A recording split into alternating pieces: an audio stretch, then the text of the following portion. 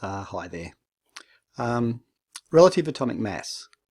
Atoms of one element all have the same number of protons, but they can have slightly different numbers of neutrons in the nucleus. For example, carbon always has got 6 protons, but it will usually have 6 neutrons as well, giving it an atomic mass of 12.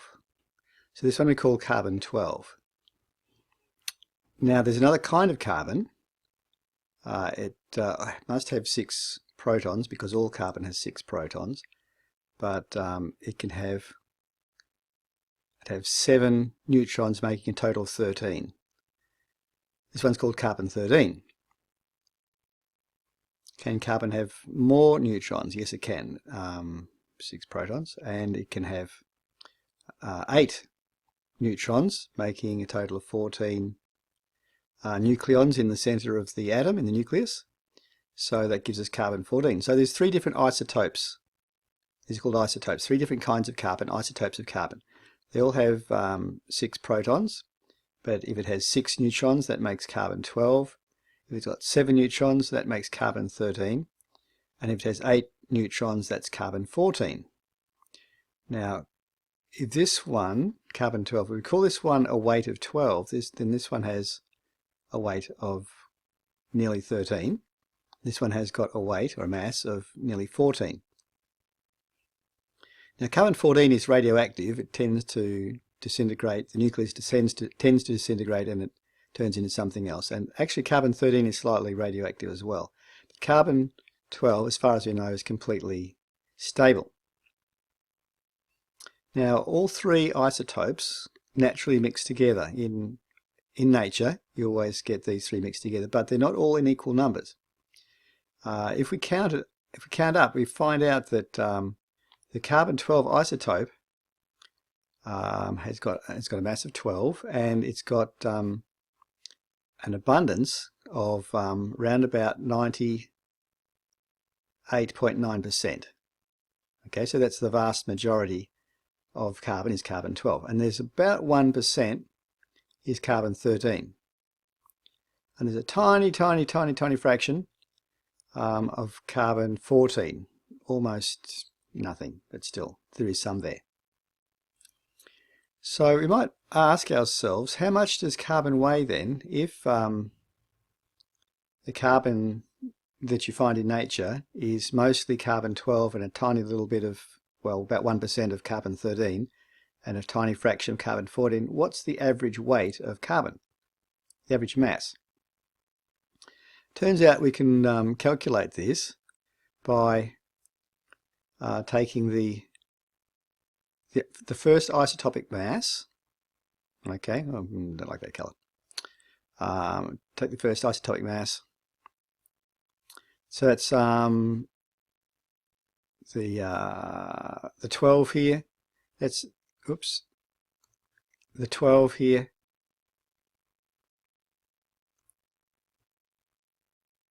Take that 12, we multiply that 12 there, that's the first isotopic mass, multiply by the percent abundance. Okay, so there's the percent abundance there, 98.9%. That number there. So what we're going to do is we're going to take the 12, which is the weight, and multiply by the percent abundance, 98.9%. So multiply that out like that. Then what we're going to do is we're going to add on the percent abundance of this one, the weight multiplied by the percent abundance. So I get the atomic weight, or the isotopic weight there, the second one, and we multiply that out by 1.1%. Then we're going to take whatever is left over, which might be the isotope number 14. Have to add that on there, 14, and multiply it by the percent abundance. Now that's such a small number that almost becomes non-existent. Then we take that total thing and we're going to divide it by 100, and that'll give us the relative atomic mass. Relative atomic mass. Now it's relative to carbon being 12. So we always assume that carbon is 12, or we take that as the starting point. call carbon 12 and multiply the numbers up. And that's how you get the relative atomic mass.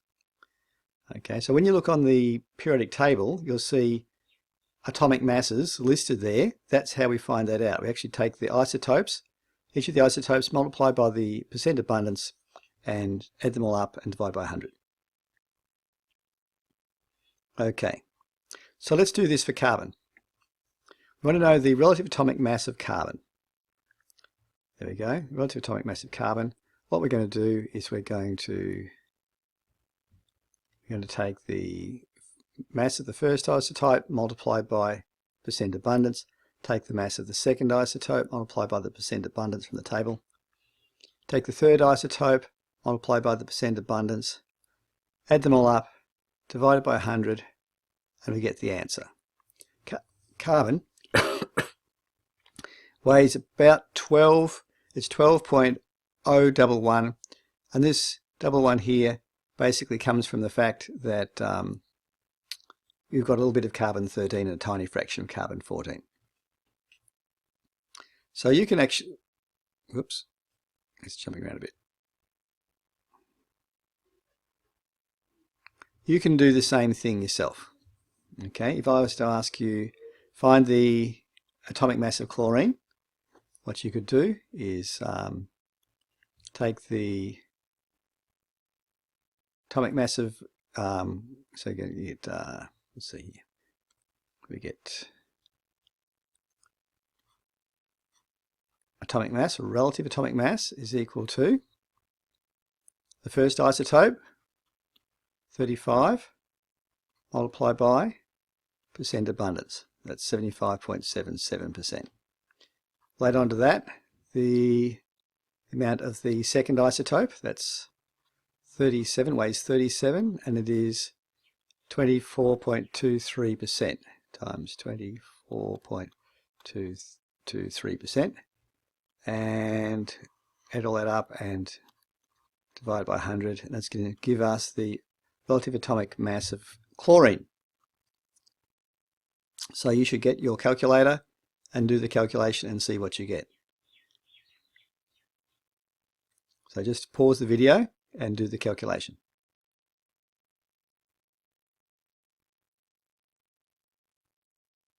Now, there's a different kind of problem that you can do, which they can give you in a test. And that is, if they give you the relative atomic mass of an element and the mass of the two isotopes, you can actually calculate the percent abundance of each one. And this is how you do it. You take the formula that we had before, which is relative atomic mass is equal to the mass of each isotope multiplied by percent abundance. That's how we did it. But this time you put the figures in. So we already know that the relative atomic mass of chlorine is 35.45. And we know that one isotope is 35 and the other is 37. So we put those numbers in. What we don't know is the abundance of each one. We're going to call one X. And we know that the percentage abundance adds up to 100. So the other number must be 100 minus X. So we put that in there like that. Divide the whole lot by 100. And we can then have a formula which we can solve for X.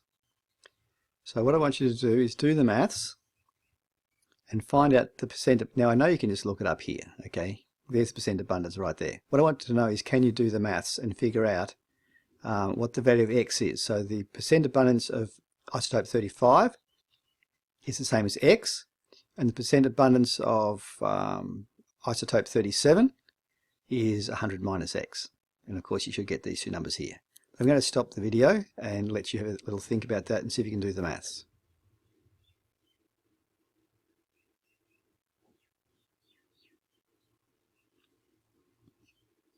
Okay, hopefully you did that and you got the correct numbers.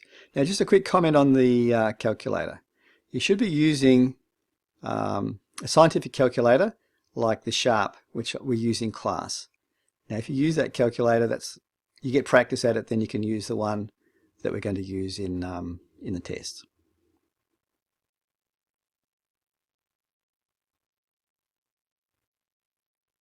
and